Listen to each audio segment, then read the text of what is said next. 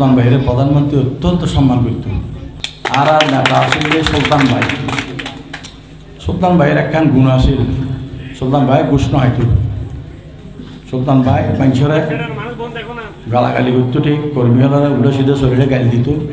সুলতান ভাই সোসারটা দেয় না করতো, চাঁদাবাজ সন্ত্রাসী সিদ্ধে গাড়ি হন হাত্তানো দিত, ডেসপারেট আছিল। শেখ হাসিনা সুলতান ভাইয়েরা খুললে দাম দিত, নাই দেখি দিই আই সুলতান ভাইয়ের মারা থাকতাম। 1996 সালত বাসকালে যাই সাধারণ সম্পাদক নির্বাচিত হইলাম এই নাগপুর স্কুলের মাঠত। আর সভাপতি হইলে আর সাবেক এমপি সাহেব মুস্তাফিজুর রহমান চৌধুরী সাহেব আর দুজন প্রায় সময় সুলতান ভাইয়ের সাথে সাথে থাকতাম। সুলতান ভাইয়ের প্রধানমন্ত্রী অত্যন্ত সম্মান করত এবং সুলতান ভাই মারা যাওয়ার পরে আর তো রোজার দিনত আর সেটা আসছিলাম, খবর শুনিলাম যে সাবেক এমপি সুলতান সাহেব মারা গিয়ে শেখ হাসিনা সাইটু গিয়ে এবং হেলিকপ্টার করে লাশ পাঠাই পেলে বলি ওর ফোয়ারা ডাকিয়ে হই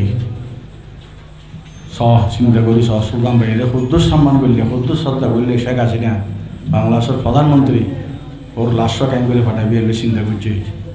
তো সুলতান ভাই আর মাঝে নাই, সুলতান ভাইয়ের রুহুর মাগফিরাত কামনা করে নাই।